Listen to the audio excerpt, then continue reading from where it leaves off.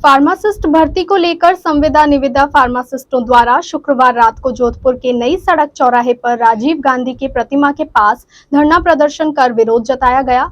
Pharmacist Khem Singh Gehlot ने बताया कि 10 वर्ष पूर्व 2013 में फार्मासिस्ट की भर्ती निकाली गई थी।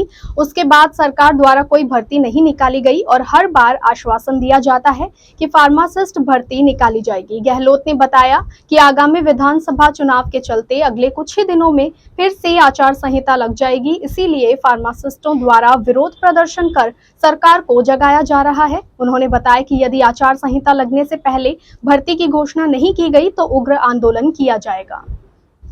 हम सब संविदा निविदा फार्मासिस्ट पिछले 10 साल से नियमित नियुक्ति के लिए इंतजार में यहाँ बैठे हैं और 10 साल पहले 2013 में फार्मासिस्ट की नियमित नियुक्ति हुई थी, लेकिन सरकार ने लाते लाते आचार संहिता तक तीसरी आचार संहिता है हमारे साथ ये कि हम आपकी भर्ती कर रहे हैं और आज ये कहते हैं कि हमें इसके हमारे साथ 8 और कैडर की भर्तियाँ निकली थी। 7 की प्रोविजन लिस्ट इन्होंने जारी कर दी है और फार्मासिस्ट के साथ भेदभाव करते हुए हमारी लिस्ट जारी नहीं कर रहे हैं। इसका कारण हमें अभी तक मालूम नहीं हुआ।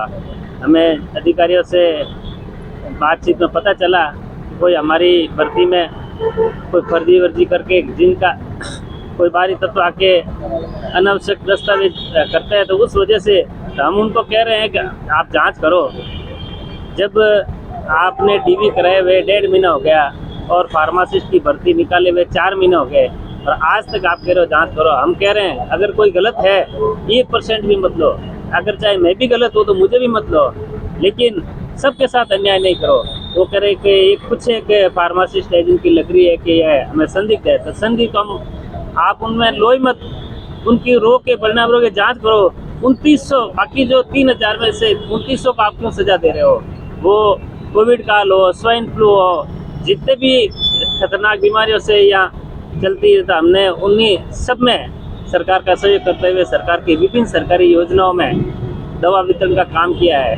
चाहे अभी कोविड हुआ जिसमें CHA को स्पेशली बोनस नंबर दिए गए, हमने उनके लिए भी मना नहीं किया, लेकिन हम 10-10 साल से ऐसी बीमारियों से लड़ते हुए अपनी जान जोखिम में डालते हुए कार्य कर रहे हैं, लेकिन उनका 1% भी नतीजा हमने 2011 में मुख्यमंत्री निःशुल्क दवा योजना चालू हुई थी, हमने बढ़ चढ़ कर उसमें सहयोग किया, बढ़ चढ़ कर भाग लिया और उस योजना को हमने एकदम सरकार को एकदम सफल करके बताया, जो आज विश्व की सबसे बढ़िया योजना है हेल्थ केयर के हिसाब से।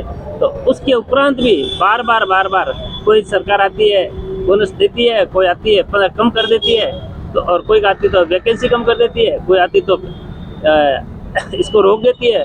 तो हम कब तक ये परेशान हो गए? इसलिए हमारे साथी आज 1000 साथी जयपुर में बैठे हैं। वो दोपहर से उन्होंने कुछ भी नहीं, जब उन्होंने दोपहर से वहाँ एक जगह बैठ गए तो उनके समर्थन में, चूँकि हम यहाँ थे 5 दिन पहले, 3 दिन पहले हम भी जयपुर के परसों आए हैं, लेकिन हम यहाँ होने के बाद तुरंत हमने ये डिसीजन लिया कि हम भी यहाँ सड़कों पर बैठ जाएंगे। हमारे पास न तो बिछाने का है न हम चाहते हैं हमने, और इसी समर्थन में 6 घंटे से मैंने अभी पानी भी नहीं पिया और नहीं पीने की इच्छा है मेरी। अंत तो छोड़ो, पानी पीने की इच्छा नहीं है। अगला क्या रहेगा सर आपके?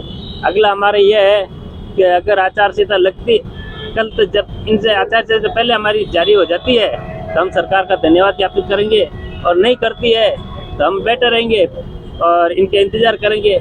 और हमने इनका पूर्णतः सहयोग नहीं करने का मानस बना लिया।